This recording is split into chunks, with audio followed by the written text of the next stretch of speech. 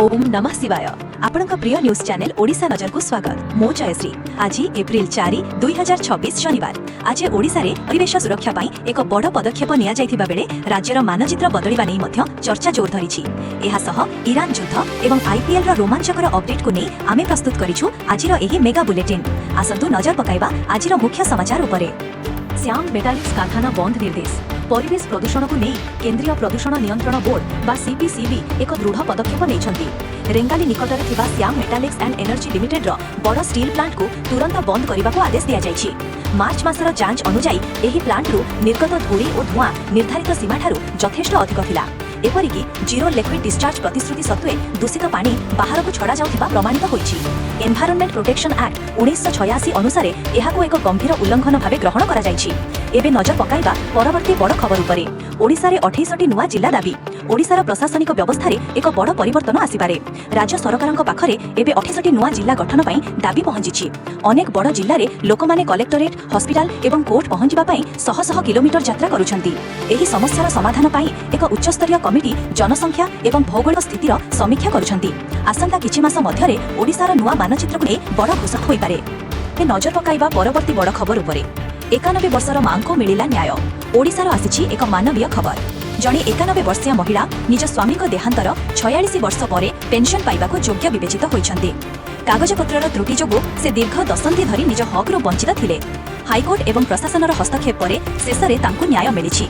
एही घटना प्रमाण करिछि जे न्याय मिलिबारे विलंब होई पारे, किंतु दृढ़ इच्छा शक्ति थिले असंभव किछि नुहे। एबे नजर पकाइबा परवर्ती बड़ खबर उपरे। कोरापुट और भुवनेश्वर रे पुलिस रो चढ़ाऊ। आईन श्रृंखला को नहीं राज्य पुलिस एबे एक्शन मोड रे। कोरापुट जिल्ला रे पुलिस 51टी अवैध एलपीजी सिलिंडर जबत करिछि। सेहिपरि भुवनेश्वर रे जणे युवकक पाखरु बेआईन अस्त्र एवं गोली जबत होइछि। आगामी निर्वाचन एवं उत्सव समय रे अपराध रोकिबा पई एभली चढ़ाऊ आहुरी कड़ाकड़ी कराजिबा बोली पुलिस सूचना दैछि। एबे नजर पकाइबा परवर्ती बड़ खबर उपरे। ओडिशा शिक्षा और पाणीपाग ब्रिक्स। ओडिशार विभिन्न स्कूल रे समर कैंप एवं कैरियर काउंसिलिंग पई पंजीयन प्रक्रिया आरंभ होइछि। सेपटे राज्यर अनेक जिल्ला रे ग्रीष्म प्रवाह बढ़ुथिबारु स्कूल समय सकाळकु परिवर्तन करा जायछि। अमरावती हेला आंध्र प्रदेशर स्थायी राजधानी। आंध्र प्रदेशर राजधानी विवादर स्थायी समाधान होइछि। केंद्र संसद पक्षरु नुआ रिऑर्गेनाइजेशन बिल पास करा जाई अमरावती को स्थायी राजधानी भाबे घोषणा करा जायछि। पूर्वर विवादित त्रि-राजधानी मॉडल को एबे संपूर्ण रूपे अग्राह्य करा जायछि। एही निष्पत्ति परे निवेशकक मध्यरे उत्साह देखा देछि। एबे नजर पकाइबा परवर्ती बड़ खबर उपरे। आईएनएस अरिदमन नौसेनार नुआ शक्ति। भारतीय नौसेना रे आज सामिल होइछि नूतन आणविक बैलिस्टिक पोबंती आईएनएस अरिदमन।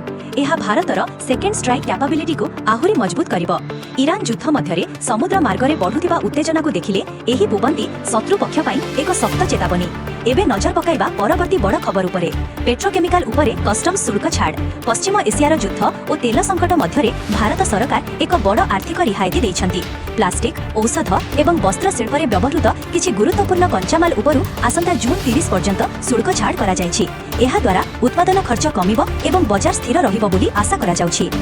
एबे नजर पकाइबा परवर्ती बड़ खबर उपरे। यूपीआई ट्रांजैक्शन रे नुआ रेकर्ड। डिजिटल पेमेंट क्षेत्र रे भारत आउ एक माइलखुंड स्थापन करिछि। मार्च 2026 मासरे यूपीआई ट्रांजैक्शन सबुठारु उच्चतम स्तर रे पहुंचिछि। एहा दर्शाउछि जे भारतीय अर्थनीति एबे द्रुत गति रे कैशलेस आडकु गति करुछि। जातीय हेडलाइंस। गृहमंत्री अमित शाह एनआरसी प्रसंग रे पुणी थरे तत्परता प्रकाश करिथिबा बेले भारतर प्रतिरक्षा रप्तानी एही वर्ष प्राय 38,424 कोटी टंका छुईबा नै लक्ष्य रखा जायछि। ईरान युद्ध और तेल दामर चिंता। ईरान, अमेरिका एवं इस्राएल मध्यरे चालिथिबा युद्धर सीधासळख प्रभाव बजार उपरे पड़िछि। ताजा तथ्य अनुसार क्रूड ऑयल दर बैरल पिछा $116 अतिक्रम करिछि। डोनाल्ड ट्रम्प स्पष्ट करिसेंति जे ईरान विरोध रे कार्यानुष्ठान एबे बंद हेबो नाही। एही युद्ध जोगु भारत रे पेट्रोल दर बढ़िबार आशंका घनेइबारे लागिछि। एबे नजर पकाइबा परवर्ती बड़ खबर उपरे। व्यावसायिक अपडेट। सारा विश्व रे आर्थिक अस्थिरता थिले मध्य भारतर सेवा एवं औषध रप्तानी बढ़िबा नै आशा रखा जायछि। शेयर बजार रे सेंसेक्स 185 पॉइंट वृद्धि पाइथिबा बेले सुना दर प्राय 4% ह्रास पाइछि। आईपीएल 2026 रो रोमांच। क्रिकेटर रो महाकुंभ आईपीएल 2026 रो क्रेज एबे सारा देश रे। एथर टाटा आईपीएल रो 19तम संस्करण रे 10टी टीम मध्य रे 74टी मैच खेला जाउछि। गत वर्षर चैंपियन आरसीबी एथर मध्य भल फॉर्म रे रहिछि। एबे नजर पकाइबा परवर्ती बड़ खबर उपरे। आसंता कालीर मैच दिल्ली बनाम मुंबई। आसंताकाली शनिवार दिन एप्रिल 4 तारिख में दिल्ली कैपिटल्स एवं मुंबई इंडियंस मध्य प्रथम मुकाबिला हेब। अरुण जेटली स्टाडियम रे अनुष्ठित हेबाकु थिबा एही मैच रे मुंबईर नुआ कैप्टेन एवं नुआ कॉम्बिनेशन उपरे समस्तक नजर रहिबो। एबे नजर पकाइबा परवर्ती बड़ खबर उपरे। रातिर मेगा मैच गुजरात बनाम राजस्थान। काली राति 7:30 मिनिट रे गुजरात टाइटन्स एवं राजस्थान रॉयल्स मध्य एक रोमांचकर मैच खेला जिवो। एही मैच को एही सीजन रो रिवेंज बैटल बोली कुहा जाउछि। उभय दल रे दुर्दश स्पिनर थिबारु एही मुकाबिला अत्यंत रुचिकर हेबो। एही थिला आजिर संपूर्ण समाचार। मो जयश्री आपणक ठारू विदाय नेउछि। मने रखंतु वीडियो को लाइक करंतु एवं कमेंट रे जय जगन्नाथ निश्चित लिखंतु। आसंता काली सकाळे आईपीएल रो रोमांचकर फलाफल सह पुणी देखा हेबो। सुस्थ रुहंतु, सचेतन रुहंतु। धन्यवाद, नमस्कार।